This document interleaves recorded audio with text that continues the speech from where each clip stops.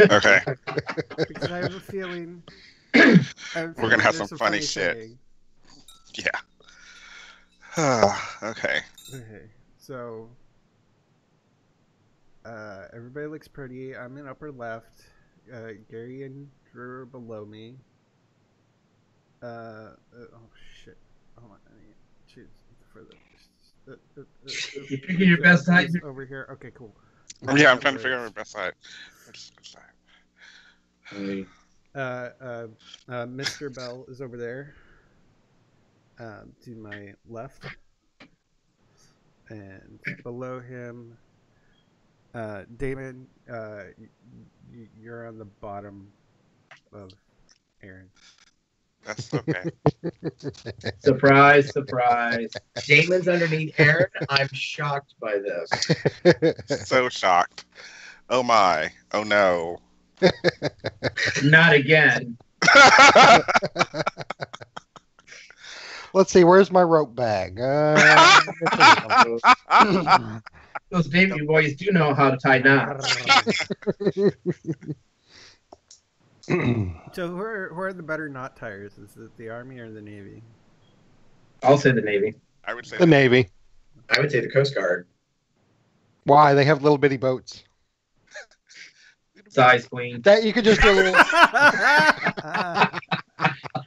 You could just do a little square knot and hold it to the dock. Damn. Yeah, I think they work with rope like daily on the daily all the time. That's my. Do you think the Navy doesn't do that?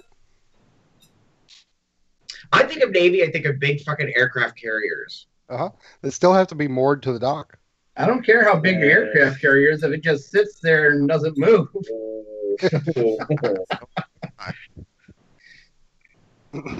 Well, that's usually me. At least in the Army, we have the infantry known as grunts. So there's the The open trade. I was gonna say, David, did you grab that fan or?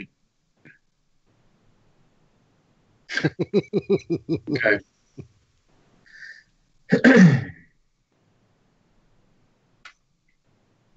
Is our sound okay on this side? Yeah, you're okay. Okay. Yep. You're forgiven because you're dealing with trying to work with two people in the same room. So. Yeah, I didn't think of that until maybe yesterday or the day before, and I was like, "What the hell am I going to do?" Even if I had two mic'd headsets, I don't think I could make Skype recognize them both. No. It barely picks up one.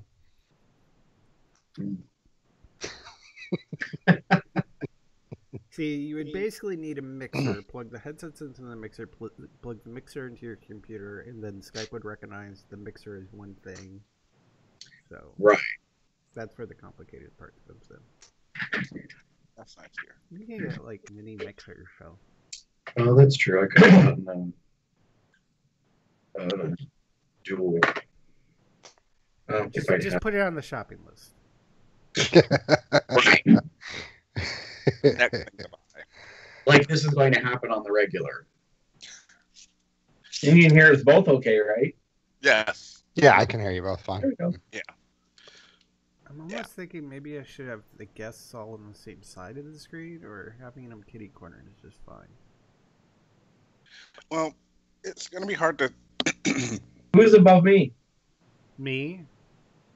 I'm on top of you, Andrew.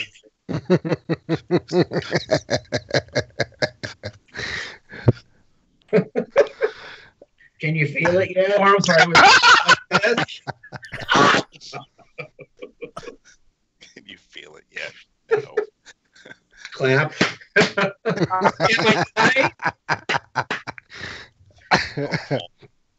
Not if you clapping. No. I can't remember that joke. One finger, now two finger, now three fingers on both hands. Now clap. I can't. Type, huh? Yeah. Yeah. Are we broadcasting yet? Yes. Why didn't I get the notification? I don't know. Oh, You I know why. Because it was still set to unlisted. I did switch it to public, so it should end up public, but the notification might have not gone out because of that. Okay. I could restart the stream, but after all of We've already this, started, and we'll miss all this wonderful stuff. We'll lose all these wonderful moments, and if like Jeff anything, getting or fisted.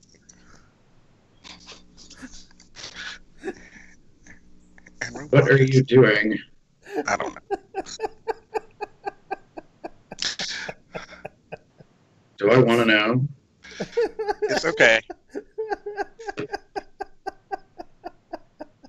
Something has given Jeff a tickle. It's so good he's not can't even talk. That is awesome. Hey, you broke me, David. Yay! what? I broke him. My job's complete. Have a good night, y'all. Bitch, you got more to do. You have other job duty. I'll have what he's drinking. Or maybe not.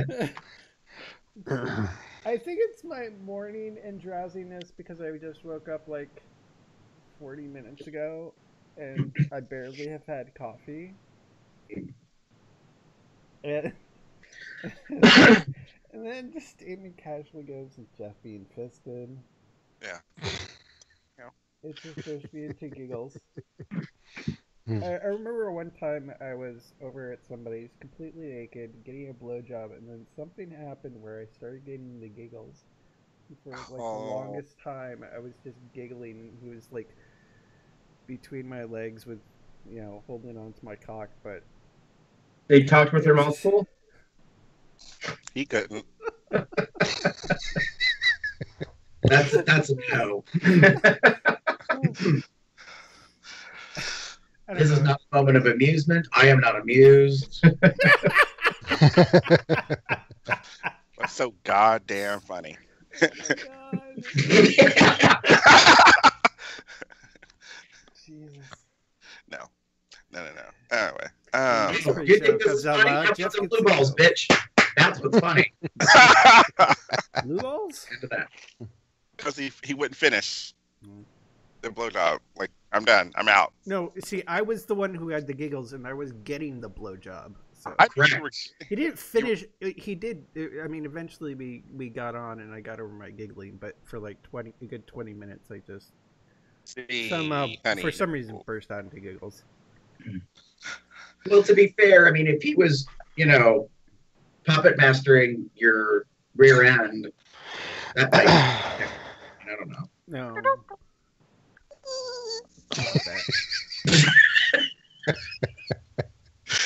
Sorry, folks. David, was that like a reference to like a tiny hand? No, it's just like you're tickling, like while you're going at it, you just tickle the prostate. Hey, no Cartoon Network sound effects needed during sex. I'm just saying. Yeah, no. I'm sorry.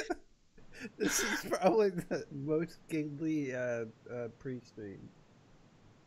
Good morning, everyone. We have got the morning giggles. Jeff, are you ready beside your giggle fit when you're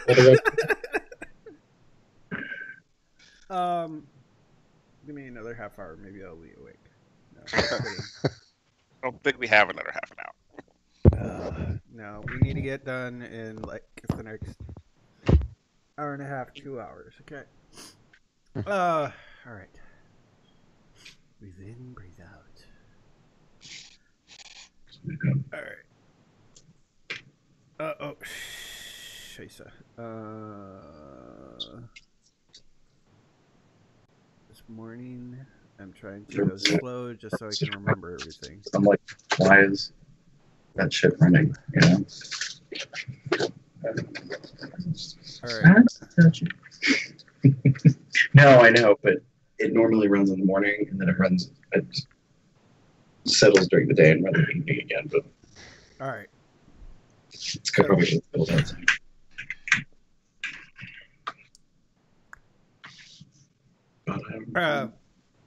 Fair warning, because of the way the new Skype works for sharing system sound, you will only hear the first part where we do the intro.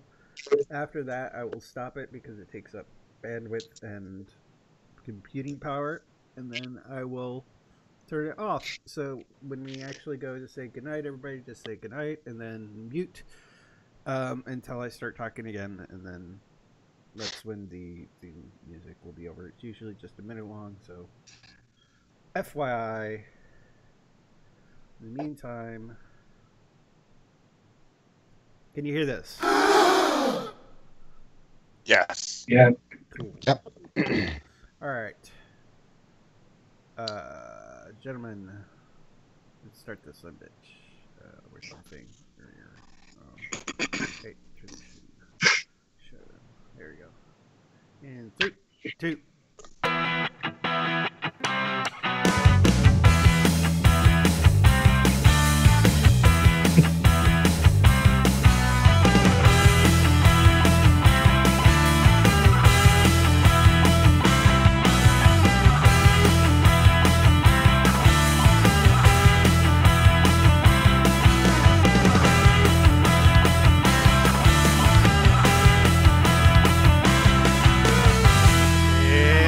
Too early in the fucking morning, Sunday, November 11th, 2018. I'm Jeff, and yeah, I have a thing. Who's your bear? That's right. I am your bear. I'm Damon. I don't brew the tea, I just serve it. And that, I guess, yeah, something. It makes me Gary. Don't hurt nobody with your bad self. And welcome to Comes Out Loud, the Bear Podcast of Sherman Length, episode number 486, and that's probably the slowest I've ever said that part of the show. In any case, we have a guest with us. We have, okay, I should have asked this pre-show, but I'm going to look over at you. Aaron, and are you going by Bell or HUD now? We are officially Bell, legally. That's my thought. I wanted to confirm. So Yeah. congratulations on Thank you. the marriage. And we also have, next to Gary there, we have a Drew, Yay! who apparently was trying to virtually fist me this morning. Did you feel it? If you missed the pre-show, what the fuck? Sorry about it. Anyways, here in the United States, it's Veterans Day, Woohoo! Yay! which is why we have these lovely gentlemen guests with us. Gary, go into it more because I'm still waking up. Here, hold on. So, for those of you that are not aware, today is Veterans Day in the United States, an observation of Armistice Day, I believe, and it's the 100th anniversary of the end, I believe, of World War I. And so you've probably seen a lot of stuff in social media, on television, and that kind of jazz about what's been going on between Europe and the U.S. in recognition of the end of the war. And in planning our topics, I thought ahead and I was like, oh, look at that. Veterans Day happens to be on a Sunday this year. So it lines up really nice. And I have discovered over the past probably decade and a half, friends of mine, people that I've met that are veterans and have talked openly about being a vet. And some of them have been guests before on the show in different episodes. So I was like, hey, let's see if we can have a couple of folks come on and talk about their experiences.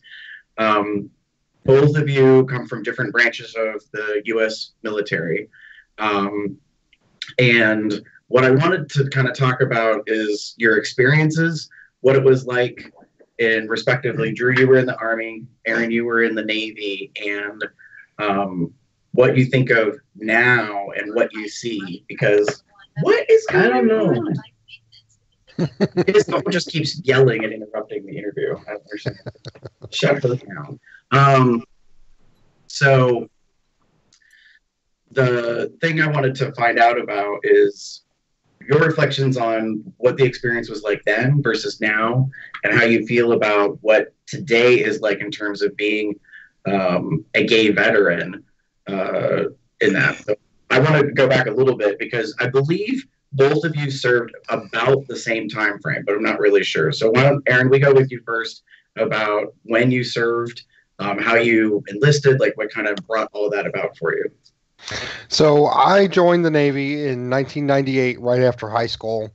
I come from a very backwoods area of Kentucky that I knew the only way I was going to be able to leave was to do something like that. So I joined the military knowing that that was going to get me away from everything. At the time, I can't say that I didn't know I was gay. I just didn't know that I was going to end up expressing it at some point. So for me, it was a way to get away and know that the only way I was going to be able to eventually go to college would be by using my GI Bill. Oh. So I went in June of 1998 and got out in June of 2006. So you served 8 years. 8 years. Wow. And is that, I don't know if it's in all the military branches, is that considered a terminology of like terms or? That would have been 2 terms. Yeah, it would have been 2 contracts. Yeah. Okay. So something interesting happened at the end there. I had actually signed a new 6-year contract, but we got a new MCPON, a Master Chief Petty Officer of the Navy, who decided that you could no longer hit a 10-year mark and not be greater than an E5 or a third-class petty officer. He pushed it down to 8 years. So if you had not made second-class petty officer by your 8th year, you were essentially booted out based on those numbers. So I had already signed a 6-year agreement that would take me up to 10 years. But when I hit my 8-year mark, they gave me the option I could fight and stay for the other 2 years or I could leave. So I weighed the pros and cons at the time and was like, you're going to pay me the rest of my contract, so I'm going to leave. Wow. So Interesting. yeah. I was not aware the military was like a numbers machine. Like that, Oh, it is. that It very there was much an is. aspect of it. Yeah. So I was an aviation electronics technician. I worked on F-14 Tomcats and then a reconnaissance pod that actually goes underneath the aircraft. And when I went in, the rate was extremely undermanned. So they were pushing people into it. Well, as I started climbing rank, nobody was leaving because they were giving us such good bonuses to stay. So I couldn't make it. I couldn't make it any further up the rank because nobody was leaving for you to go further up the rank. So yeah, it was one of those you couldn't climb the ladder because nobody was. Yeah, no, because everyone was still on the ladder. They're like, I'm going to stay right here, and the only way I'm leaving is, well, there's kind of 2 ways to really leave at that time. At that point. Yeah, you either choose to leave or you kind of. Right. Yeah, because my bonus for a 6-year agreement was $32,000. So I wasn't going anywhere. Nice. Nice. Interesting. So Drew, what about you? When did you sign up? What was that about? God, I feel older now. I graduated June of '85, and I was in August of '85, and got out in '91. I was in Georgia for 3 years, which included trips to Norfolk and Fort Sill. And then I went to Germany for 3 years before coming back. I was basically sat down at the end of high school with my dad, and they basically said, look, there's no way we can afford to put you through college or anything else like that. You got to figure out what you're going to do. My dad's Coast Guard, retired Coast Guard, so that was an option. So that's why I went in. I was up from sort of like northern woods of northern Michigan. So all I knew was a small town, so it was a big change. I remember the MEP station very clearly getting processed, and then when we finally signed everything, there was that question, are you or have you ever been a homosexual? And I had checked no, because at that time I never considered myself one. I knew I'd experimented and played, but I was never, you're talking late 80s, so all you ever saw was the drag queens and the leather folk and all the extremes, and I didn't fit into any of that I could identify with. So I convinced myself it was a phase and went in the military. And about a year in, went, yeah, I like dick. And we're not talking tricky Dick Nixon.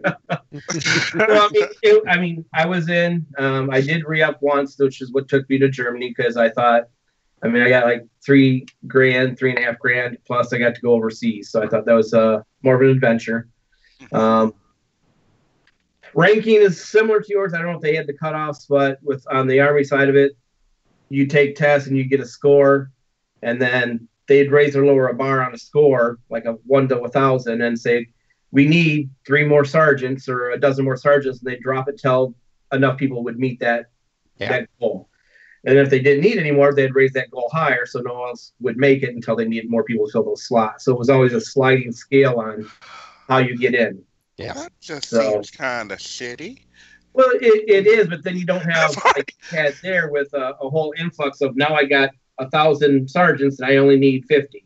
Right. You know, it's like, so how do you keep the top ones or what have you out of that sliding scale? You can go back and do the test again and improve your scores, do more schools in the process, but it was just so. I did a lot of military schools I was in.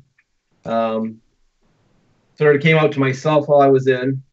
And then when I got to Germany, heading over there is when the whole "don't ask, don't tell" part came out. So that was always always on the backside. So I want to ask you something about that you said, Drew. So I never not to be disparaging, I was never interested in the military. My dad had gone to sign up and had to do the physical, and he was deemed. This is probably back in like 68, 69. He was deemed, I think, overweight.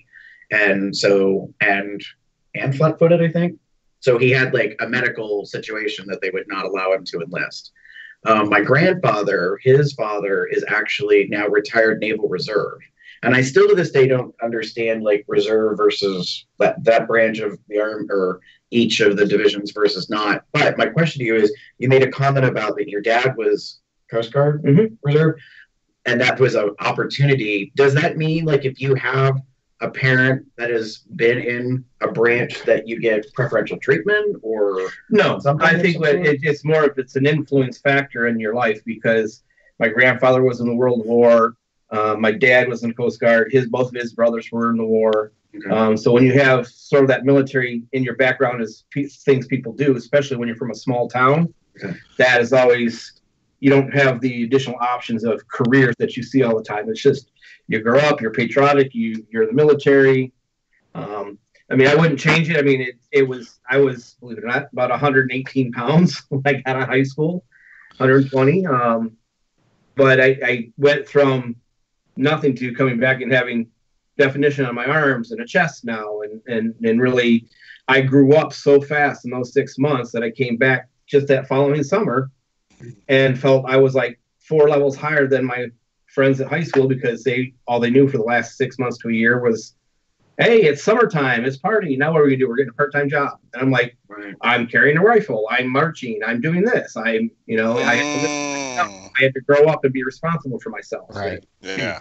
So it really changed as a person, made me stronger. But the same aspect, then you hiding a whole part of yourself because it is so focused on you while you're in that you don't want to let an outside part of yourself into the military side.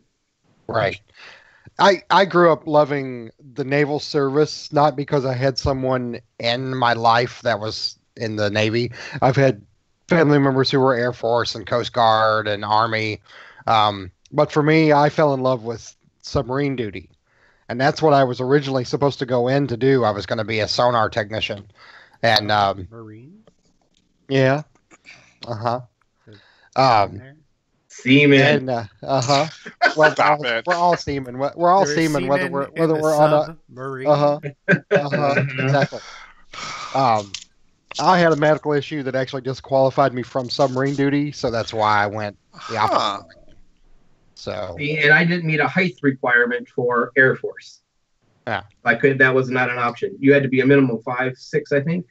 5.6 or 5.8. Which is funny because they must have done away with that because we had Air Force on one of our bases, and there's some short motherfuckers. So yeah, at one point they had a height requirement because of what you might do. The jobs you might have needed to be a certain height.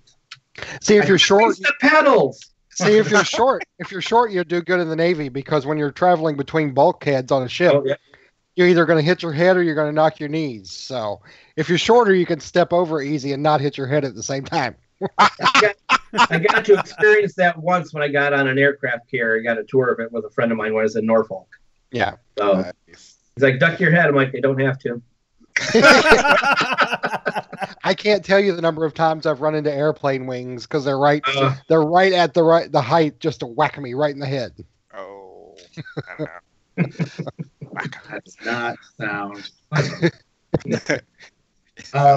So I have a question. I wanted to do a lookup. So I don't know if there's really much difference, but for those that are not aware, or more specifically outside of the U.S., the one thing I referenced was something called the Don't Ask, Don't Tell policy. It was officially put into place from 21st, 1993. Yeah, from 93 until 2011. However, I think the naming of that policy officially being in place may not have been much different prior to it. It's just it was formalized because I think the years that you served were prior to the actual where they were trying to work it out. Yeah. Yeah. But because when I went in, just like Drew, I had to sign an affidavit saying that I had not had any homosexual experiences or any of that. And so I went in 98 and Don't Ask, Don't Tell had started in 93. Right. So that affidavit was expunged from my record later on. But even Don't Ask, Don't Tell went through several different versions as it went along. They added to it. It was Don't Ask, Don't Tell. Then it went Don't Ask, Don't Tell, Don't Harass. And then it went Don't Ask, Don't Tell, Don't Harass, Don't Investigate. So there was actually several stages to it that were encompassed under Don't Ask, Don't Tell. Interesting. But prior to the actual DADT policy going into place, I guess, Drew, did you notice any difference other than there was a formal policy on the books?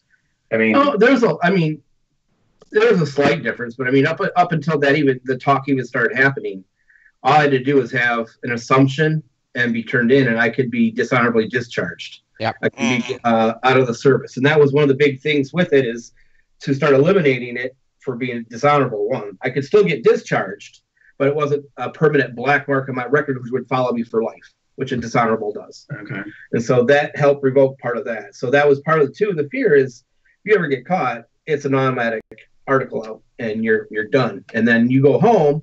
Why'd you get kicked out of the military? Well, it's public record, homosexual activity. You weren't out. Now it's a double-edged sword. You lost your job. You're black marked with this on your record, and now it's going to be public record for everybody to know. Because you really bad. Yeah, because then you can't qualify for your GI Bill or your VA home loans. You don't get any VA assistance for medical.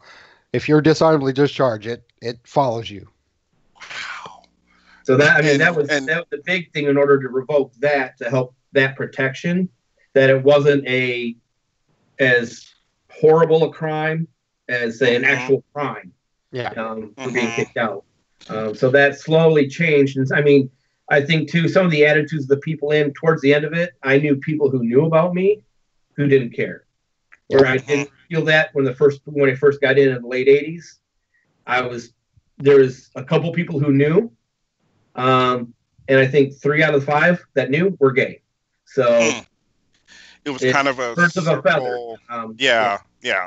So I think we all kind of know each other. I trusted outside of that actually had an idea. Interesting. Well, so this has been my impression as as just a general public person, as a citizen. When Don't Ask, Don't Tell was going on, my impression was that it was very much a witch hunt kind of situation. Not to be disparaging to those witches, but this mentality, this concept of people were on high alert to make presumptions or be suspicious. And yet at the same time, I've talked to many people who have served and said, like, lots of people were gay in the military.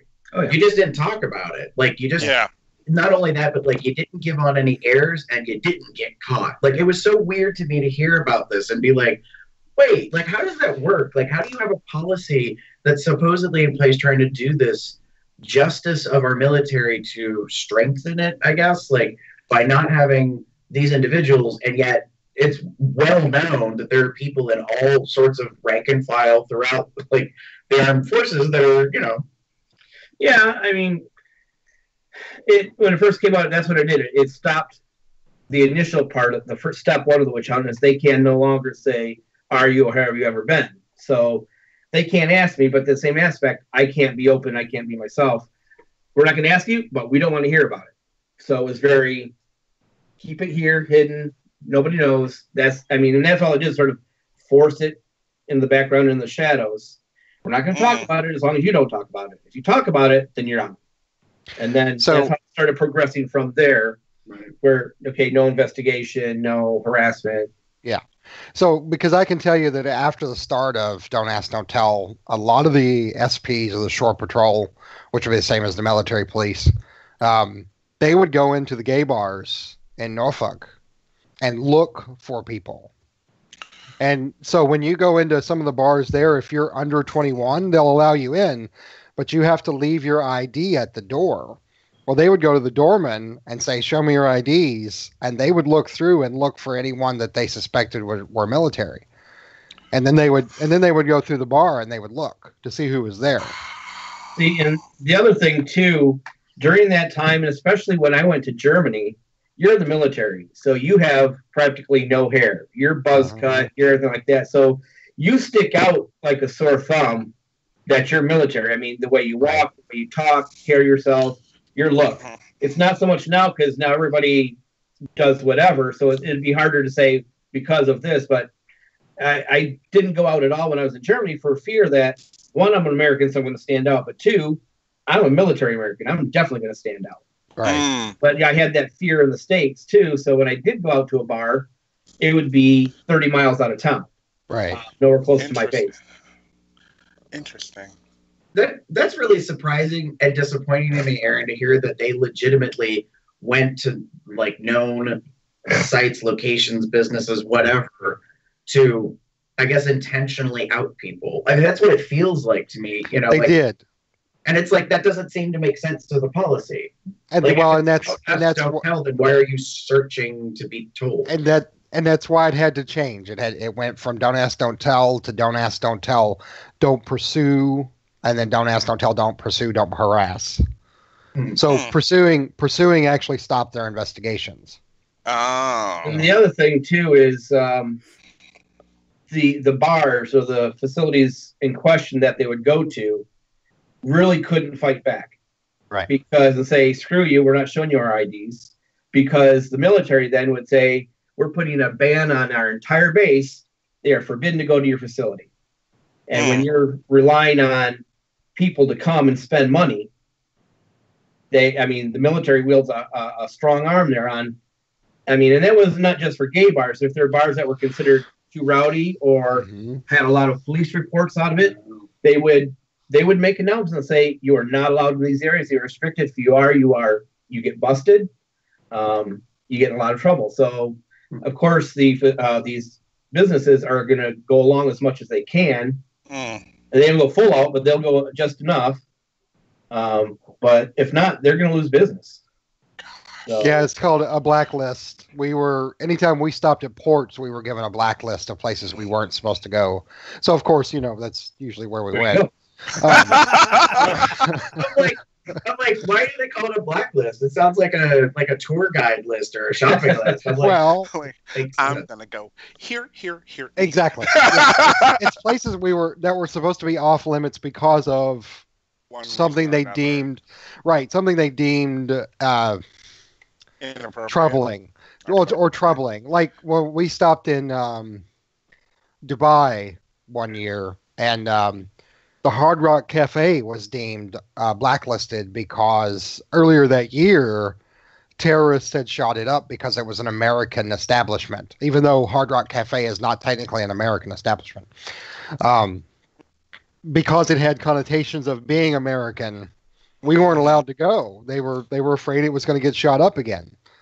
Huh. So, they don't want their people. They don't want their property getting hurt, right? And they don't want to have a black eye on the military because you were there and part of it, or whether you're part of it or not, you were in the middle of it. Right. So they're saving face and they're protecting their property. Right. That's how they like to play it.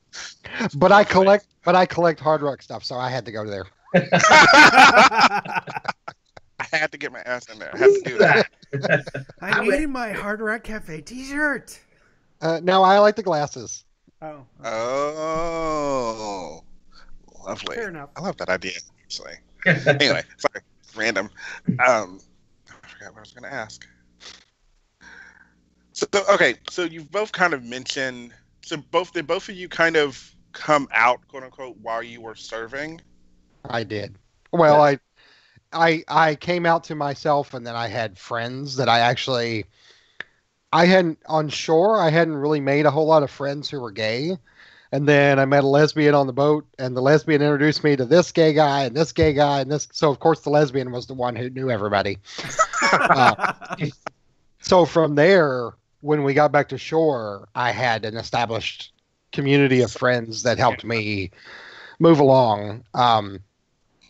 After they started changing the don't ask, don't tell policy, and they started putting in the don't pursue and don't harass, the atmosphere changed. Like it was more up to the commander of whatever department or squadron or wherever you were.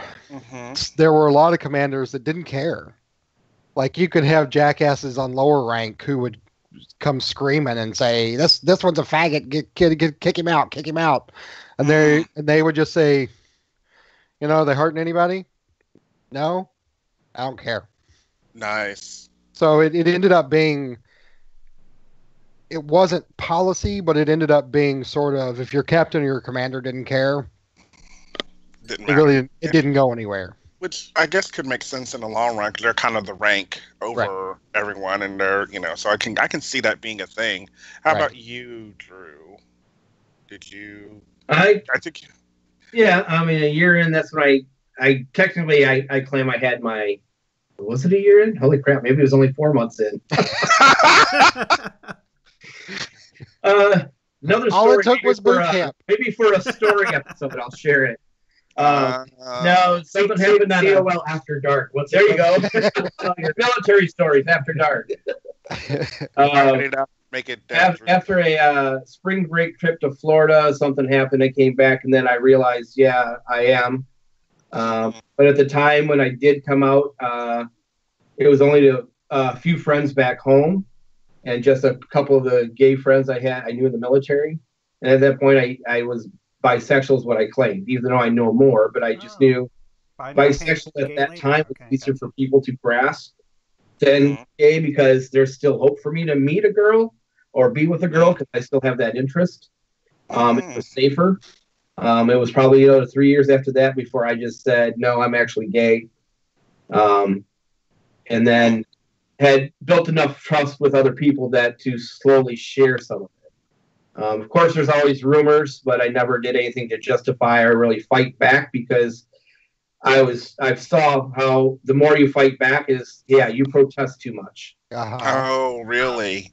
Yeah, and I've seen it play out with other people who was an avid, I'm not fucking gay, left, right, straight, forward, diagonal, and circles, you name it, but yet guess who was getting plowed in the shower 3 months later? So. So yeah, I mean, it was what it is. At that time, I'd been enough times where I knew how to keep myself guarded to a point. Okay. But I also had then been enough. I was real fortunate with my first boyfriend who was in. It was brief, but he was claimed to be bisexual. And so he, in a sense, showed me the ropes on keeping your job separate from your outside work. He took me up to Atlanta and went on a bar crawl just so I could really see what the gay community was like. So here's a drag bar, here's a muscle bar, here's a leather bar. He knew that being so green, I had no clue of what the community entailed. Okay. And I was super indebted to him for that because I learned a lot and it helped decide who I was and where I fit in. But then knowing that more about myself made it easier for me then to keep myself integrated, kind of on the down low, and know how to help gauge and trust who I let in and not let in. Good idea. So yeah, I was very lucky with that one because I've seen it go really bad for other friends. Wow. Yeah. I got to the point where I learned the regs really well, and I had a few gay friends who they decided they didn't want to be in service anymore, and so I kind of helped them navigate and fill out all the paperwork that they needed to get out honorably under other conditions in order to leave, because they weren't adjusting. It didn't fit what they needed in their life. Understandable. And then on top of that, the whole like don't ask, don't tell and being gay kind of probably was making that potentially even worse for them. It was. Yeah. Yeah. Couldn't. No, I know it was for me. I'm sure probably with you. We created our own vernacular. We had code words I used. So like a couple of my good friends, Tim and Dennis, and when we would talk, somebody say, well, how do you know that person if they're not one of us? Or like, we go to the same church. Exactly. There was stuff that we knew that we could have a conversation that would sort of, pass on. Yeah, I know you, you know me. But no, everyone outside would. So that helped too, because then you started that old sort of subversive network of. Oh. Yeah, I had a hand signal for a friend who was rather flamboyant at times. So I'd just look at him and go, turn it down. Turn it down. Turn it down. Oh gosh. Dial it. Wow. So it's the church was the church. Well, yeah. So, I mean, there'll be times we'll be sitting there having dinner or something like that, and point someone, oh yeah, they go to our church. No one else knows. They just think we're very religious. That was the Church of Perpetual. Oh God! I was like, y'all kneel at the same pew. That's Now, and I know my initial experience was probably kind of similar to yours with the living areas, because you guys had the small small stack, right? And when I came in, my unit hadn't fully developed because we started a brand new unit. So we were in open base. So there was no privacy. You had 50 guys on each side, basically in double bunks, and you had a small area, and that was it. Yeah. So later on, I found out, that's not usually the case. There's actually rooms that you share in smaller, more private settings. So that also tends to be an issue too, because you don't have that additional privacy of coming and going, or, extra eyes everywhere. And because I can hear the conversation 2 bunks down. Exactly. Now that's how boot camp was for us. But on ship, you slip in something that's called a coffin rack, and there are actually 3 of us per. I see your look, Gary. I'll tell you why it's called a coffin rack. There are 3 of us on each side, so there are actually 6 of us in kind of a U shape that share that same space. And you get a little curtain. You do a little curtain that closes over you, but that's your privacy. So there's a curtain. And to answer the question there you have, Gary, it's called a coffin rack because you feel like you're in a coffin when you're inside it. It's the exact size, nothing bigger. if I rolled over onto my side, my shoulders would actually be touching both the mattress and the top of the bottom of the rack above me. So it's tiny, but most of your storage is actually right underneath you. So when you're not in the bed, you lift the mattress. It's kind of the platform the mattress is on. You lift that up, and your storage is actually right underneath you. Huh. It sounds a lot like tour buses. When you watch like documentaries or whatever, they're out on a bus traveling like on tour. Usually there's like a bunk bed kind of situation where it's 2 or 3 high. Yeah, so I kind of figured that by the name alone. I just was surprised by the name, but then again, I shouldn't be. It's the military. I've heard all sorts of names. Right. Like, okay, that's kind of surprising. So from the one of the things you guys were talking about in terms of Aaron, you were saying about people that not like kind of fitting for them. One of the things that happened when I was in high school was Desert Storm, and I was approaching becoming 18. And that was a big deal. I remember I was part of the pep band, and we would go play at the basketball games, and then we would, have breaks like during certain parts of the game, and some of the guys smoked. So we would stand outside, and it's winter. And I remember one specific conversation we had was about whether or not you were going to enlist when you graduated from high school, and when you become 18, you have to sign up for the selective service. Right, for the selective service, you have to. Well, I think it's 18 to 35, or I can't remember what the exact age is here in the U.S.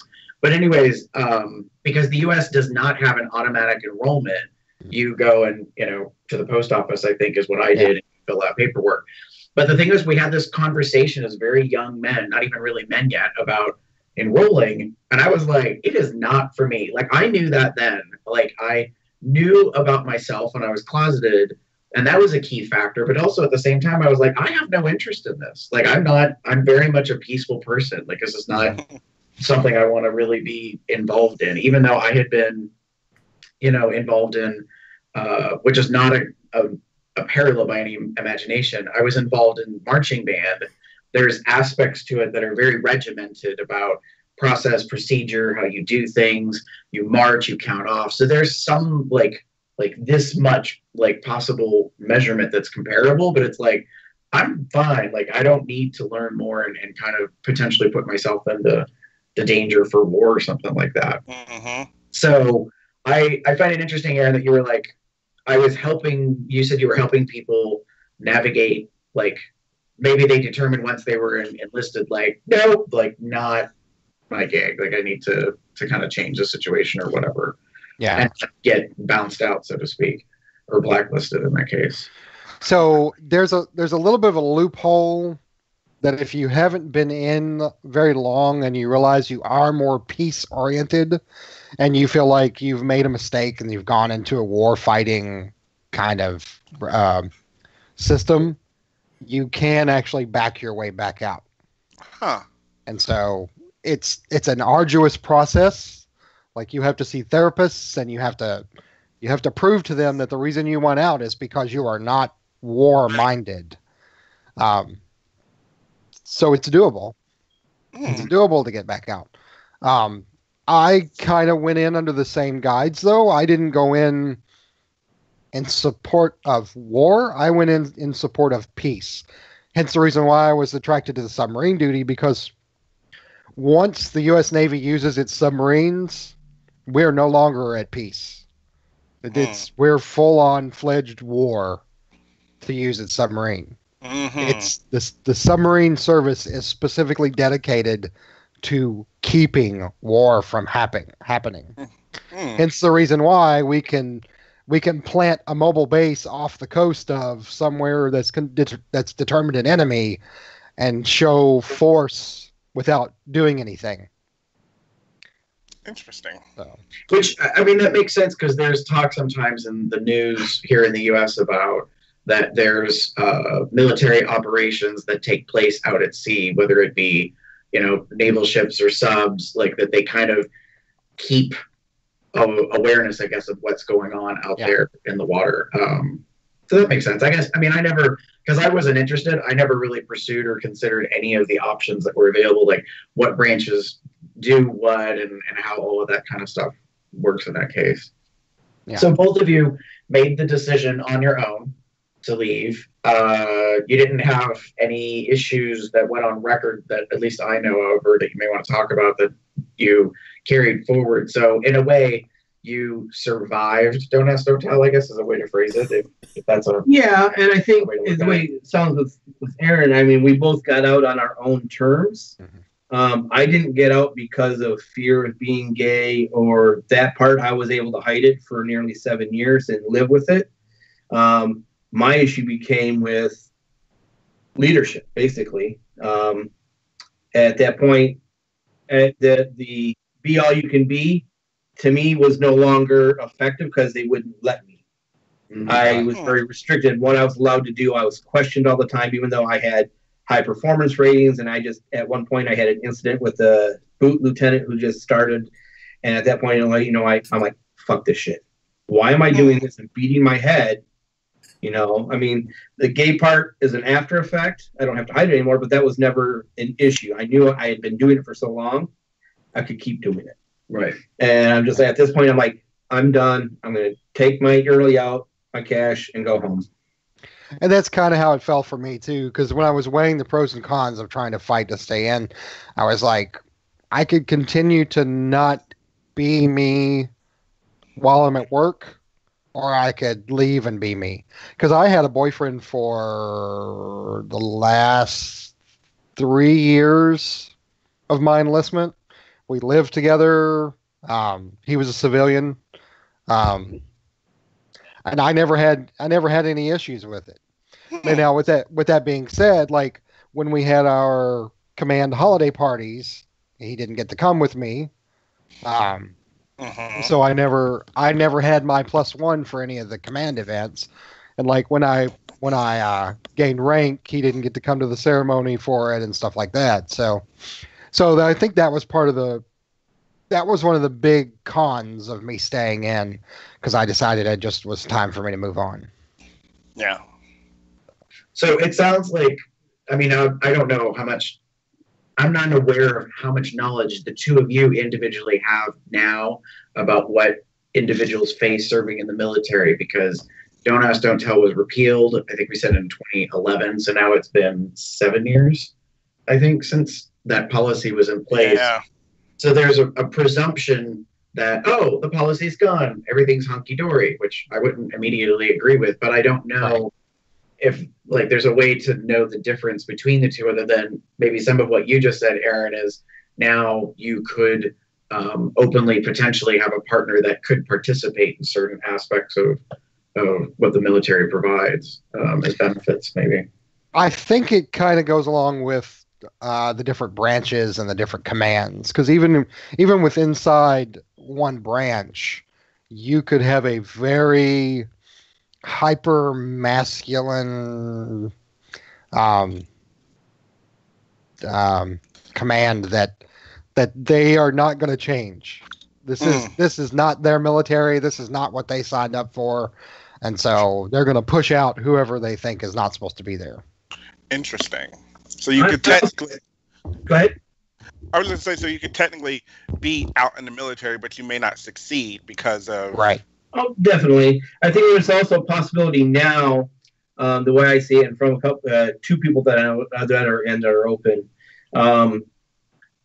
We've changed a lot from the late 80s and 90s to where we are now. We've gone a number of decades where there's been change and new generations have coming into the military, just like the regular world.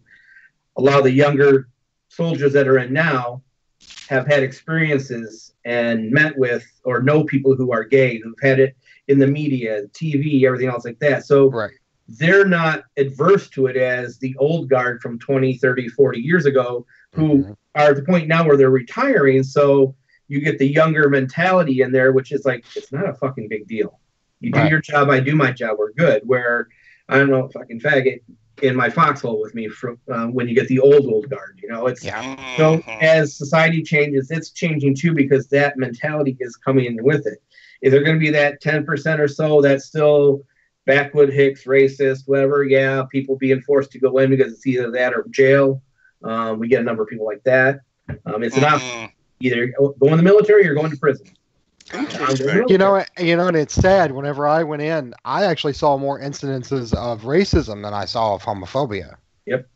And I just, to me, it was very disheartening to see that. Yeah. Because I feel like,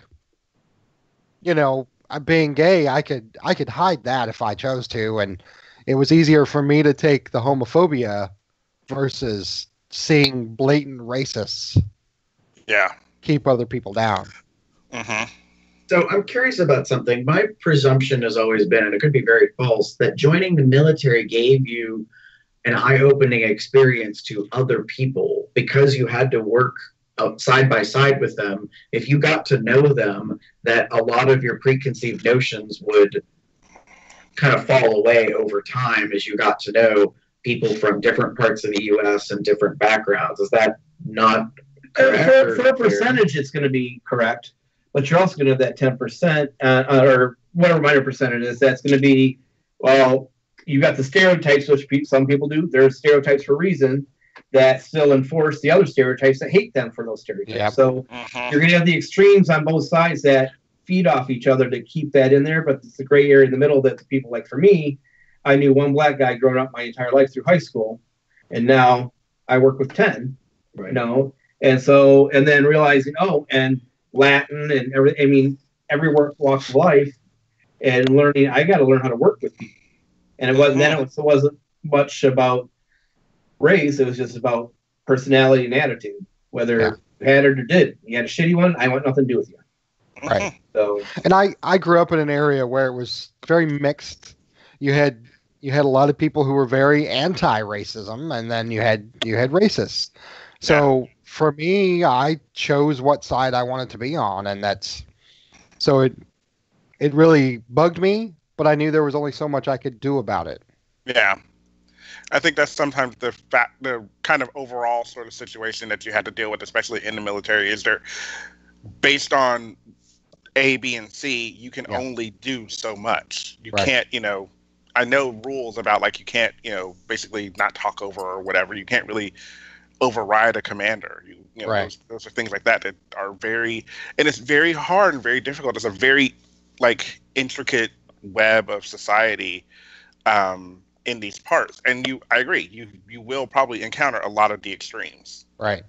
Well, and then you get the ones too who will definitely do the lip service because they don't want to get in trouble, they don't want to like that, but the minute they're out of sight, out of mind, then guess what, you're the dirty N-word, I'm something else, because they're with the clique. I know one guy who sported his Confederate flag and his very, very southern backwoods attitude all the time, so I learned to maneuver myself around him, but he was very level during duty hours. When everything would come the weekend, he had his group, his clique that would go out, and I'm like, I want nothing around those guys going, because I knew, it's just like going anywhere else. I'll shop here because I have to, but I don't have to like the person running the store or I stand for. I need the stuff, so I'm going to make some sort of adjustment for that moment. Yeah. One thing I'll say that one thing that made it easier for me is once we got into our shore-based commands, our berthing split up to where it was just two service members per room. So half of the room was yours, and half of the other side was theirs, and then you shared a bathroom and it's sort of like a little common area that's like a sink. So it made it easier for me because I could detach from whoever that person was if I needed to. Yeah. I got lucky, and somehow, because I, from time to time, would have to work security for the barracks, I ended up being able to say, "Don't put anybody with me."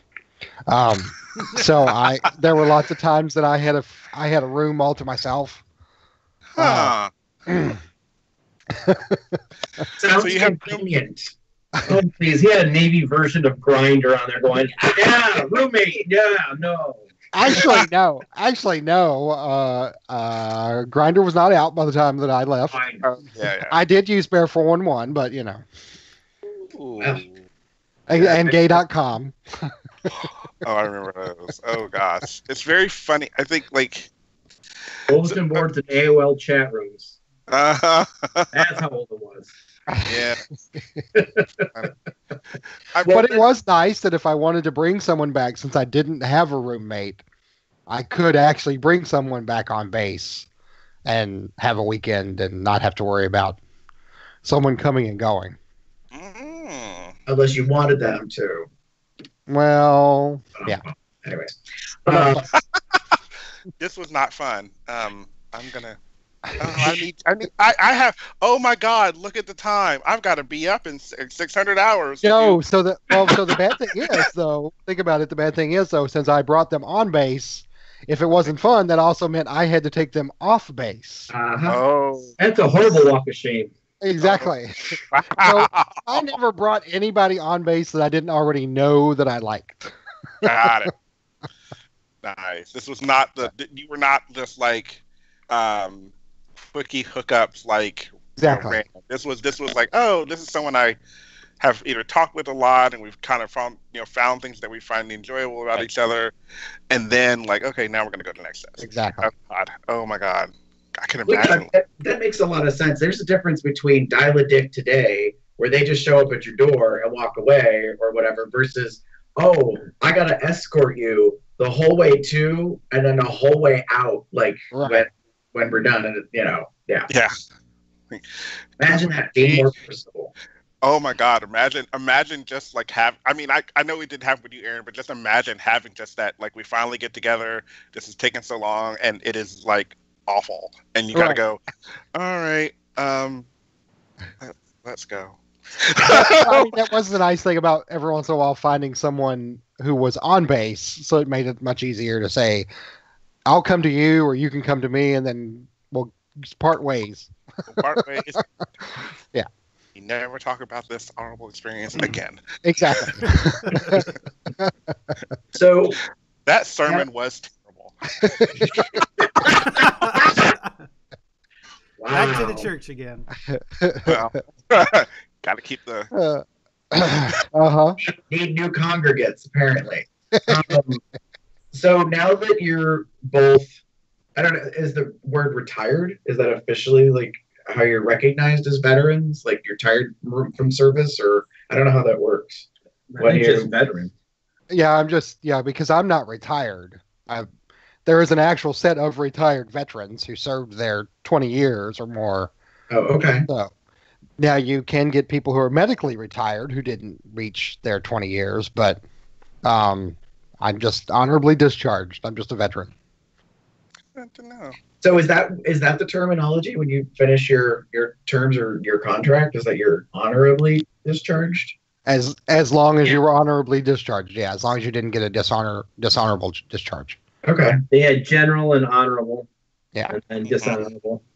I guess I never considered discharge an actual category of leaving the service. That's why I was like, oh, I've always heard dishonorable discharge, so I thought that was like a thing in and of itself, and then everything else was. However you leave, it's always being discharged. Okay. Yeah. So you get discharged from your service, whether it's honorable, general, dishonorable. That's how you classify your discharge. And like whenever I signed a new contract, I was technically considered honorably discharged and then re-enlisted for the next contract. Interesting. Oh, all right. So there's a minute. So there's a minute in that 8 years where I actually wasn't part of the Navy, and then I was. So you went from and signed a contract, and I'm free. Yeah. Get out. Yeah. So I have two certificates showing I was honorably discharged from my first tour, and then I had another one for when I was discharged from my second tour. Right. Mm-hmm. So that being said, now you're all these years later. Have you? I think I've observed this, and I find it interesting, but I don't know what your experiences are like when you meet another gay veteran. Like my impression is you meet another gay individual, however they identify themselves, and then somehow in the midst of like knowing them or talking or being around them, you find out that they're a vet. I think of like you and Jeff finding out you both were in the Army kind of about the same time, both sort of served in the same area, like just random kind of stuff. Like I wonder what that experience is like to meet other individuals, because you don't necessarily walk around with you don't have a head stamp that's like I'm a gay veteran, so it's an unknown specificity, I guess, about I think it can tend to lend to a kinship of sort, because there's a shared experience that we didn't know we had before. So being military and going through basic training and AIT and then serving, we have some sort of commonality, even though it may not have been the same service. We both have an idea and a connection of what that entailed. which is something you don't have. So it's an additional background that you connect with. I know for me, being in the military sort of and coming out, it's really defined what I like or what I'm attracted to or something like that. So if I meet somebody now that if I'm interested in dating, I find that as a highly additional attraction that they have that background. It's something more I can relate to from my past. Yeah, I kind of agree. It gives you a stepping stone on top of, you're already part of this community, so that also you're part of this community. So you have other avenues of conversation that you can start with to learn more about past, and you hear an acronym or two that are thrown around and you're like, oh, I know what that means. Have you found since the repeal of Don't Ask, Don't Tell, and now these years later, that I imagine, I'm not aware of them offhand, that there are gay veterans organizations, or but I don't even know if it's just general military, if there's one for each branch of the military, like if veterans, gay veterans, I guess, are organized in such a way, or if it's more like just one or two national organizations or groups or anything like that. I can't speak per individual group. I know overall I've seen gay veterans groups. Soldiers Legal Defense Network joined with a lot of them, fighting for rights. And I don't think it's until these last few years that I've seen more prolific like stands at Pride or events like that where there's more emphasis on gay veterans. Yeah. Like for the last couple of Pride events I've been to, I've seen the Vet Center has been there, and that's actually associated with the VA.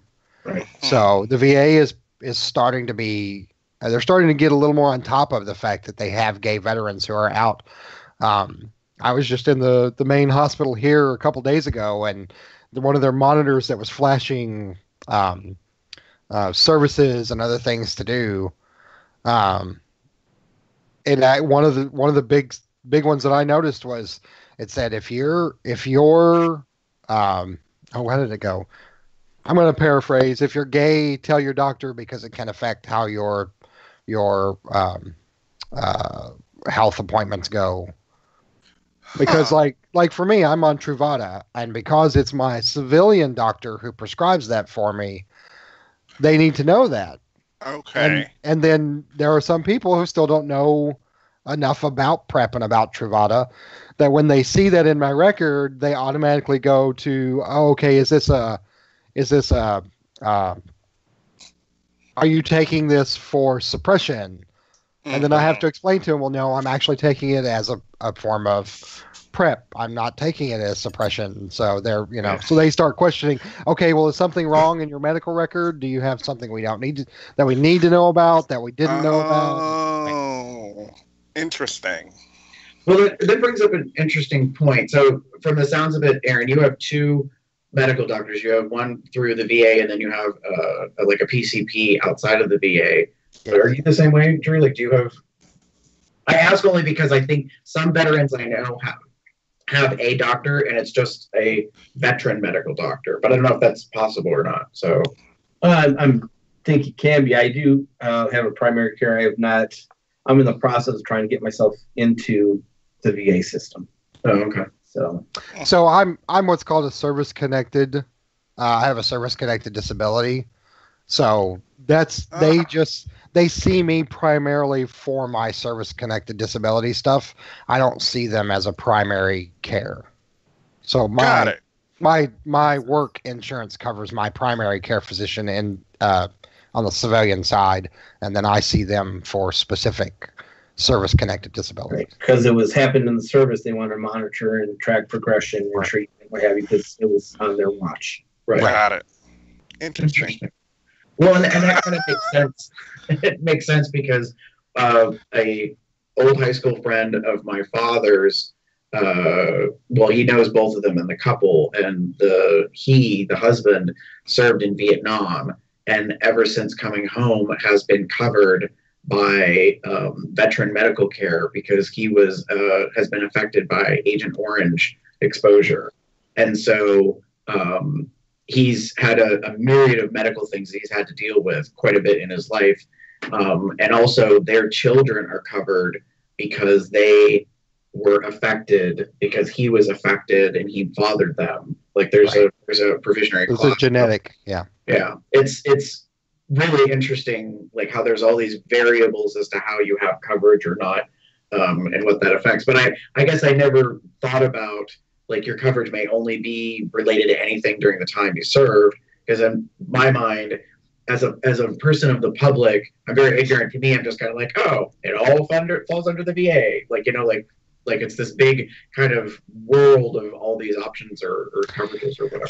So after the ACA was passed, yes, the VA can start to pick up more primary care for veterans.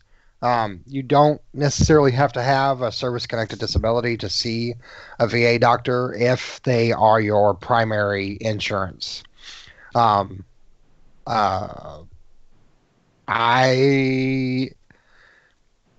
I prefer to have an outside doctor. Because there are some times that I don't necessarily agree with what the VA diagnoses me with. So I will take those results back to my primary care civilian doctor and try to get a second opinion. Understandable. Yeah. A good example of that was me while I was actually in. I had appendicitis for 4 days, and they treated me for food poisoning, stomach ache.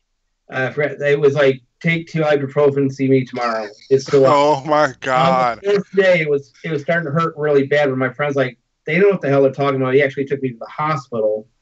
They ran the test and came back. Me and back said, you should have been in here like 3 days ago. They're gangrenous, ready to burst. I'm like, I feel really good about my care now. You're right. Oh, it's probably just something you ate. Here's some ibuprofen. Oh. Yes, that's the military's cure-all drug is ibuprofen. Lovely. Yeah. Got your hand blowed off? Here, take 2 of these. That makes you better. Wow. Kidding aside, I'm pretty sure that the medical community within the military has advanced, if not more so than what the public is. At least that's my public impression that I see.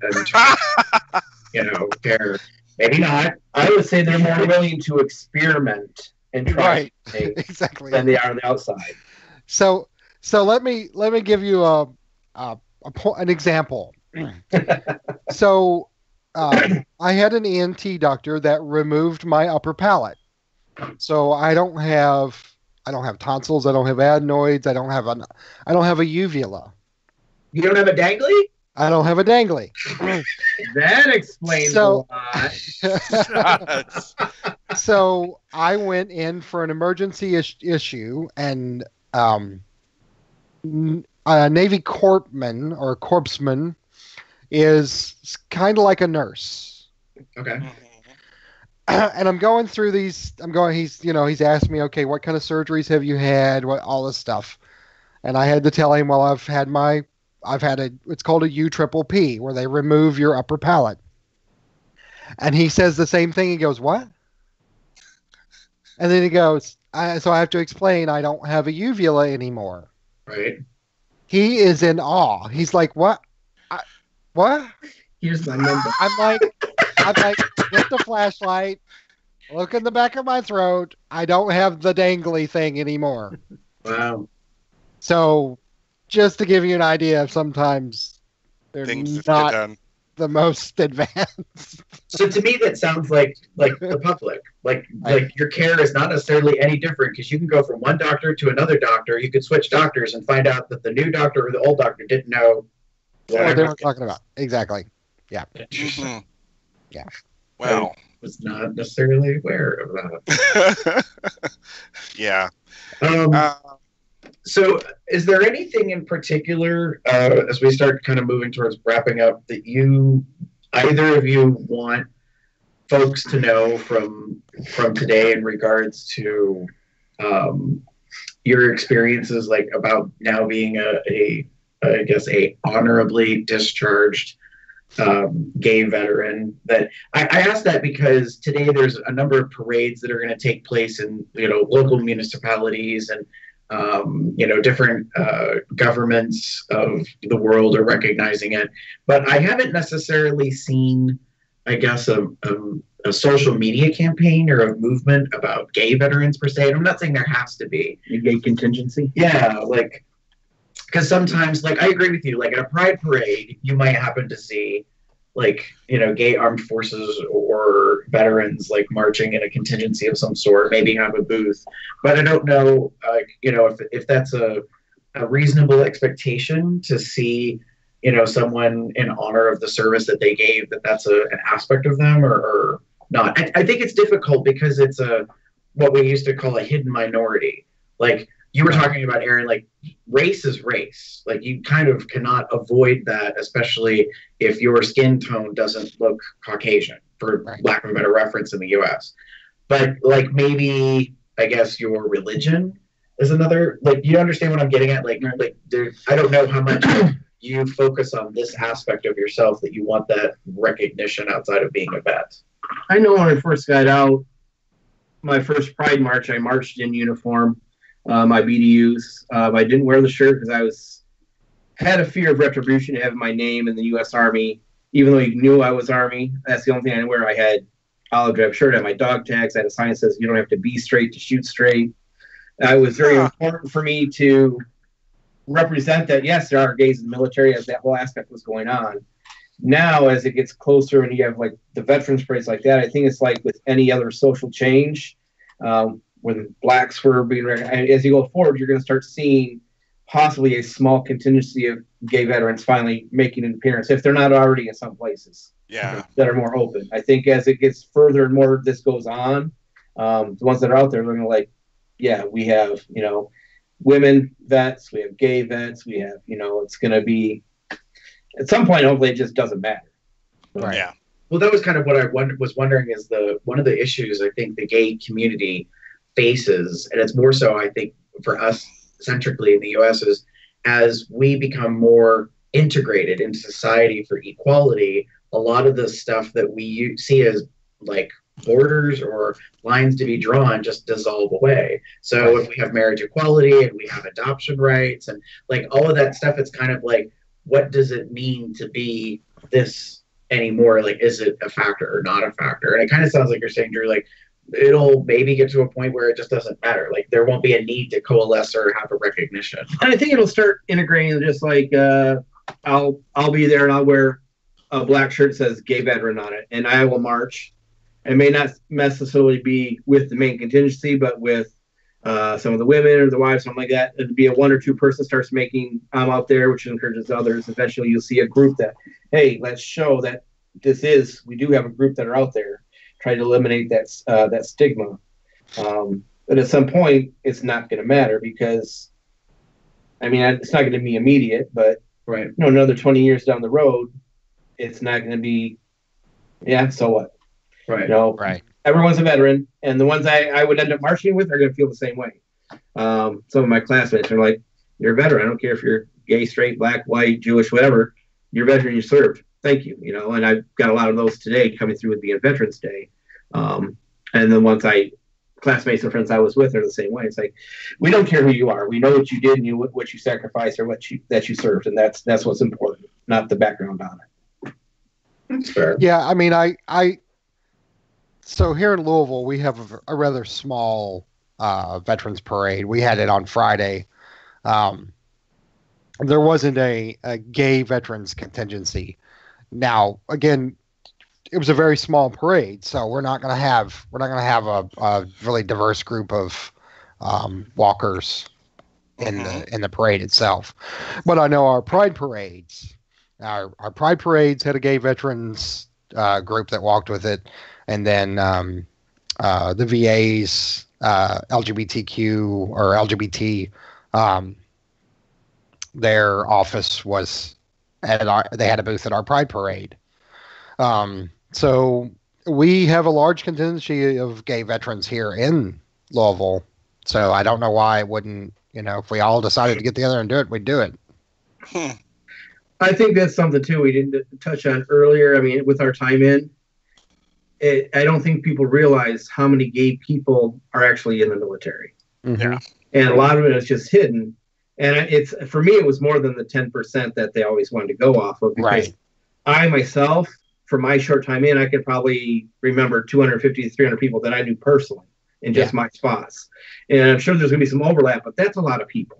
Okay, so to clarify, 250 to 300 people that were in the military that were gay. Yes. Not just 250 that are military. No, that I personally knew. Okay. So that's just me knowing. There's a lot more that I didn't know, because my friend Tim, my ex, whatever, he knew a bunch of people that I know in a different circle that were gay. So, like I said, you'll have that overlap, but there's a lot in there. And there's a lot of it that comes down to that sense of we were there to serve our country. It didn't matter. Our background of who we were wasn't an issue. But when you realize that, you see how many more are in there, it's like, yeah, it's majority of my life. The most people I've met ever was while I was in the military. Yeah. Which is crazy. I know. I'm like, I'm trying not to laugh about the almost hypocrisy of, like, you know, where did I meet the most gay people? When I was in the military. If everyone who was gay or whatever turned pink and you got them out of the military, you would cripple the military.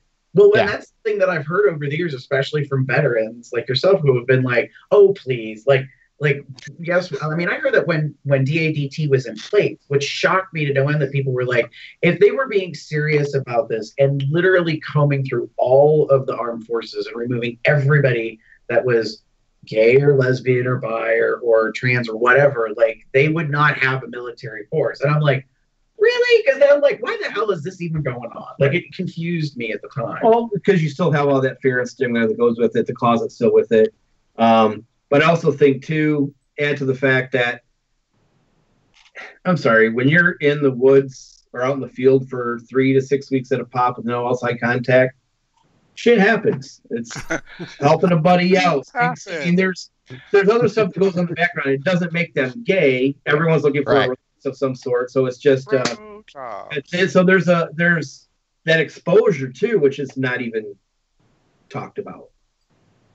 Some of it I feel like is also a societal change, because one of the reasons why they use the gays shouldn't be in the military is because in society it was looked down so much upon that it could be used as a security risk. Yeah. You know, if you held a top secret clearance, it could be, I have pictures of you doing things that you aren't supposed to be doing. Right. I'm going to out you if you don't tell me blah, blah, blah. So. Interesting. It's kind of, I'm amused by that. I know you're being serious, Eric, but there's a part of me, it's like, yeah, but then there are whole porn channels dedicated to that. Like, but they're not in military positions. Right. You will never get it out of me. I bet I will. Won't. It just goes to the extreme progression of that. I mean, what, 50, 60 years ago, 70 years ago, when they used to have saltpeter in the meals because they didn't want your hormones, everything being active while you're out in the military with all these guys. I know we need to unpack that for like a minute before we wrap up. So saltpeter is a chemical substance that prevents you from having an erection. Well, it's supposed to kill your sexual drive. I'm looking it up because I'm all like I've heard of it in my life, but I didn't know what it was. That's what it was intent, and then I don't know when they stopped doing it or when they said it was no longer allowed. I think they realized it wasn't doing what they were intending, what they were hoping it to do. Interesting. Rumor has it that it was fed to recruits secretly to repress their sexual desires. Yep. The term saltpeter refers to potassium nitrate, a salt used in explosives, which is supposedly also an anti-aphrodisiac. Yeah. So saltpeter is the opposite of Spanish fly? Like, is that exactly? Or a little blue pill. Oh. Wow. So interesting. But yeah, I mean, to go from that to the middle times to where we were now, I mean, it's just interesting. It's a large extreme over 78 years. Yeah, I mean, I think you made an excellent point, Aaron, about how the evolution of society will also evolve the military, because individuals that are, like, let's say, in my family's next generation. So I'm the oldest of all the grandkids. So our group, me and my cousins, are having, well, not me, are having children. So that group will grow up and end up, in the military potentially at some point. They grow up in a very different societal concept than like my parents did. So joining into the military, I can see where it would like, oh, you're gay, like you're Muslim, like, whatever. Like it's just a factor of composing who you are. But the reality is when I'm serving, my understanding is the military trains you and instructs you in a way that you're very much like, I don't give two shits from Shinola about you and what comprises you. I just need to know that you are here to support me and what our mission is. Like you have my back, basically. Yeah, that's what it says. You have my back. It's a ping pong effect too, because it starts off like a lot of society stuff before the military fully adopts it or embraces it or changes it and comes up to the times. But when they do, then there's a lot of people then follow suit because, well, the Army's recognizing it. So it's like a minor group, a major group to more of a major group. It goes back and forth. Yeah, I mean, I've kind of seen that. I thought that was a key piece that when DADT, Don't Ask, Don't Tell policy was repealed or stopped, that there was an aspect of society that kind of relaxed about individuals being gay. And then, we ended up with marriage equality here in the US. And it's like they're stepping stones, but I think they have vast effects on society, whether they come from, necessarily the military or from government on the federal level or whatever. So, yeah, it's interesting. It definitely plays into, well, the government's going to recognize it. Well, and I think that, I've always kind of felt that way, that that's a key advocacy piece, is that if the federal law states that this is a protected aspect of our citizenship, then I think like people can disagree with it or have a difference of opinion, but as we are all well aware, it's like each of us individually has, our civil rights that we have to be a part of the process to make sure that as well, no matter what they are in that case. Yeah. So. Well, and a lot of statistics are showing that the younger generations are moving away from religion and basing their life on a religious background. So most of what we're told about homosexuality being wrong is from a religious viewpoint. Somewhat, yeah. So I understand. I'm not characterizing everybody who believes in a religious viewpoint, but that's where most of it stems from. So I think as a younger generation moves away from some of the old rules of religion, we're going to see a change. And I think that's a key aspect that you're pointing out, Aaron, is that there was a time when I think human society was told by leadership what was right and wrong or moral or immoral, whatever all those different polarizing aspects are, without individuals actually having an experience. And I think those that were considered the alternative or like, on the fringes were the ones that were like, I've had the experience. Like, it's not that big a deal. Like, I think about that right now, not as to get into this, but like, I think about that in terms of how legality, marijuana is being accepted slowly across the US. And people are saying, it's funny because I have friends who are familiar with it from many times in their life, and they're kind of like, it ain't that big a goddamn deal. Like, it's really been this whole contrived blah blah blah, it's this evil. And I feel that about a lot of things that we're told. And I think, Aaron, what you're saying is like younger generations now are kind of like, let me figure out what's good and bad or right or wrong or causes issues. And I think that also plays itself into the military. When they join it, they make their decisions for themselves on, that yes, they choose to be involved. I'm hopeful that we're at a point in our society and evolution that we don't have to repeat some things of the past that people feel they have to try to avoid, becoming automatically enlisted, so to speak. And that they choose of their own free will that they want to be involved. And that's the part where I have no issues with anybody that wants to serve. I have family members that have served, and I'm proud of the fact that, my great-grandfather served in the war and all of that kind of stuff on both sides of the family. I've had individuals involved. So I'm like, hey, if that's what you want to do, that's awesome. Like, I'm fully supportive of that. And I want us to kind of keep that going forward. Agreed. Mm-hmm. Yeah. All right. Well, happy Veterans Day. Yes, indeed. Happy Veterans Day, guys. Happy Veterans Day to you. And so, if you want to hear more about DADT, this show was around during that time where DADT was being repealed. So if you actually go to cubsoutloud.com and just search DADT, you will actually find several episodes where we have a little bit of discussion as part of our show there, as well as including an episode which I'm actually going to link in the show notes here. It was episode 14. Wow. In the Army. It's only 472 episodes ago. Probably more than that. Where we had John from who was doing a podcast which he called the DADT podcast on the show to have a little chat. So we're in some sense revisiting 8 years later a topic that we had discussed and what has changed, and getting some points on it. So I'm gonna have to listen to it. Yeah, I'm like, wow, I didn't realize we were kind of coming full circle. Like, where we had an episode where we talked about when it was in place and how it affected people versus afterwards now. Yeah, nice. Almost like a much delayed postmortem, I suppose. Like that. So you could, again, that'll be linked in the show notes. So you just pop over to cubsoutloud.com and you'll be able to click directly to that, as well as if you want to look up any of the other shows where we are talking about the repeal, and it came up in several episodes. Just search DADT at Cubs Out Loud, and you'll see some of those episodes. Just keep in mind, because this was all the first generation, some of the episodes were lost, so you may not actually be able to get the audio. I'm able to test this particular episode. I think we have this one. I think this one's fine, but cool.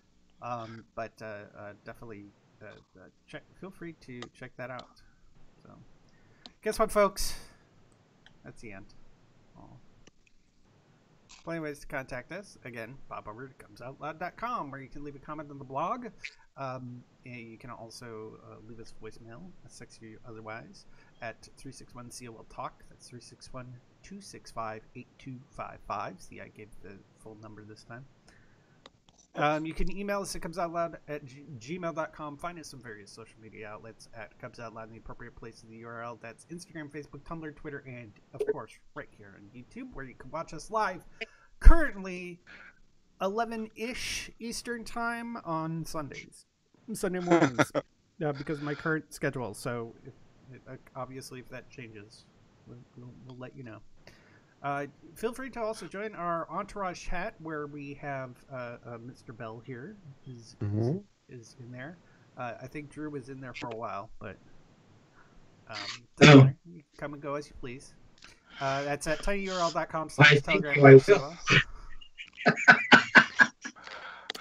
If you want to watch what we have coming up, once we have everything all scheduled and everything, we will post it on our calendar at tinyurl.com/calendar-col. You can support us in many ways, including our merch store at zazzle.com/cubsoutloud, or you can become a patron, again, like our Mr. Bell here, at and our Mr. Ely. Oh, and our Mr. Ely. Yeah, he's also a patron. I'm grabbing Jeff, sorry. It's hard to keep track of who's a patron and who's not. Well, that's a good thing.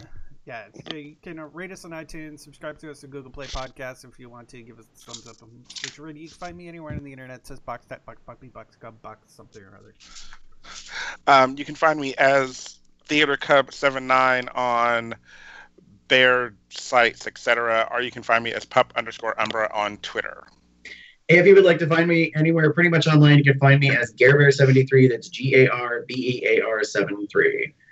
For our two guests, if anyone wants to get in touch with you, maybe talk about your experiences or being a gay veteran, is there any way for social media stuff to get in touch with you, Drew? I'm pretty much on all platforms as Oh My Bear, which is OHMIBEAR. 411, Growler, all that stuff. Yeah, reach out to me. I'll be happy to talk.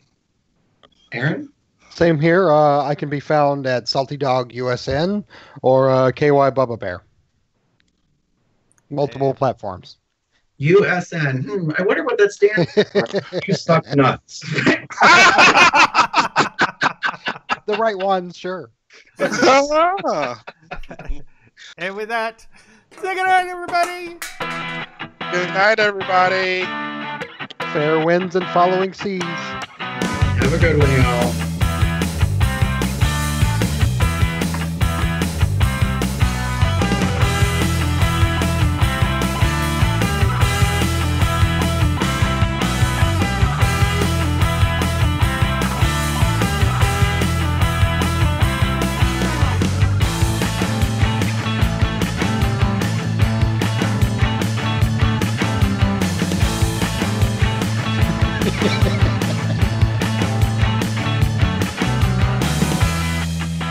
Yeah. Just stay over there though, because no, but I found pieces of the glass. Were you watching? Is that what you said? Oh, I wondered. I saw the count. Where's Sam? Now we can talk. Okay. Hi. That was sweet. Yeah. Get a room. And a camera. And a camera, obviously. We're a household of veterans. Sam is Army and Jared is Army. So I'm outnumbered. Yeah, I'm outnumbered. but combined, I served longer than both of them. So there you go. So you can say you're higher ranked. Yeah. So you weren't on earlier there, Aaron. Yeah. When I talked about the game we can play. We play Army. I'll lay down and you can blow the hell out of me. How's the battle going at your house?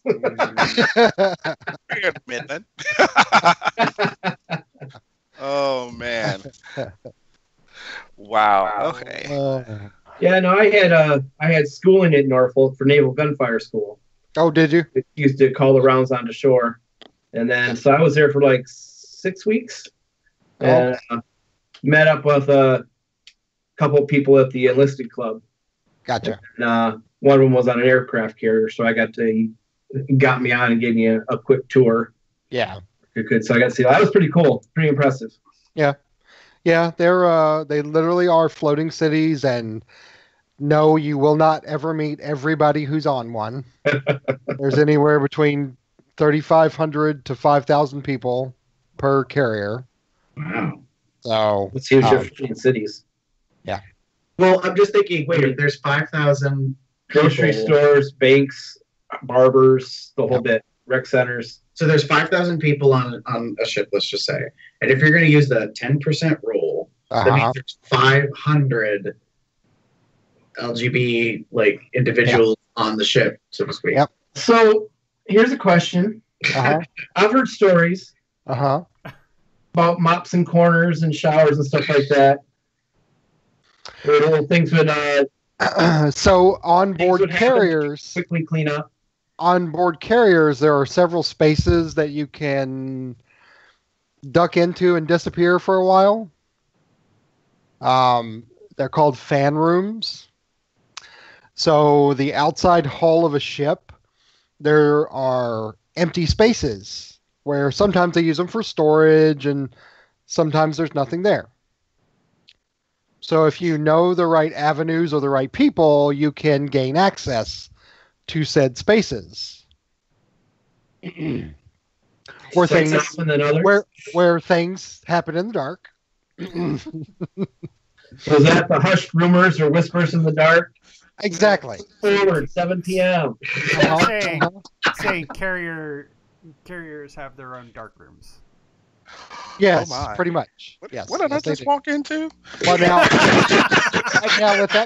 with that being said, so I worked on something that was called the Tactical Air Reconnaissance Pod. It was actually a camera system that went up underneath the aircraft, and at one point we did develop film. So we did have a dark room, a literal dark room that I could go in and turn the light on and say, "Don't open the door. I'm developing film." It was good for multiple. Exactly, it was good for multiple things. I could take a nap whenever I had too much to drink the night before, or I could do other things that were relaxing. So this is obviously a whole other show potentially. What I'm curious about Let's talk about sex. No, Damon, we haven't. Okay, good to know. But I'm and this could be a future episode. I'm curious about like the crossover or your experience coming from military to the leather community, because there's a crossover threshold, I think, of quite a few individuals who come from like a rank and file environment to another one, even though they do very different things. Not even that. I mean, the drag community came out of the Navy, because when we would do crossing the line ceremonies, someone would have to be Queen or King Neptune's wife. So they would actually dress up as they would dress in drag for the ceremony, for the crossing the line ceremony. So that filtered its way back. No, I'm not. I'm too busy thinking about how the drag was very different back at a certain time, because now with RuPaul's Drag Race, I imagine there is a threshold. You can only do so much with a mop head for a mop head, and yes, exactly. You can only fashion so much couture from stuff on a ship. But tell them what the line is you're talking about. I know, because my extra mate was me. So crossing the line, you start out as what's called a polywog. Which means you have not crossed the equator or the international date and time line. Okay. So if you cross the equator, you go through a crossing the line ceremony where they put you through. Yes, it's no longer. Well, it used to be kind of hazing, because you could get hit with what's called the shillelagh, which was basically a little wooden stick, and there were lots of things that were very hazing-esque. It has changed since then, but you still go through. They put you through hell to meet King Neptune, which is played by someone on the ship, to cross the line. To say that you are now not just a salty sailor, you are now a shellback. It's a turtle term because the sea turtles travel so far. It's the bomb of the Navy. Exactly. You are now a full-fledged man. Exactly. So when you cross the line, the equator, you become a shellback. If you cross the equator at the international date and time line, which is possible to cross both of them at the same time, you become a golden shellback.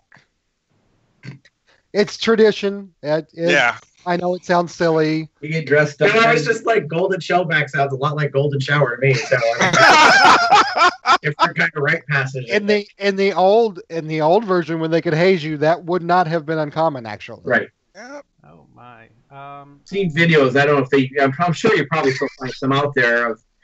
You can find. Yeah, I think you can find a couple of the old video. I mean, they're super grainy and all, but they give you. You can see what they do now, and you can see what they used to do. Right. I never got to cross because all of my cruises were north of the equator, and we never ventured far enough down to grab our crossing of the line. So you are a honorably discharged polywog? A polywog, yep. Interesting. Salty dog. I'll just call you Polly for short from now on. Oh, God. Which is kind of true. I'm going to stop streaming.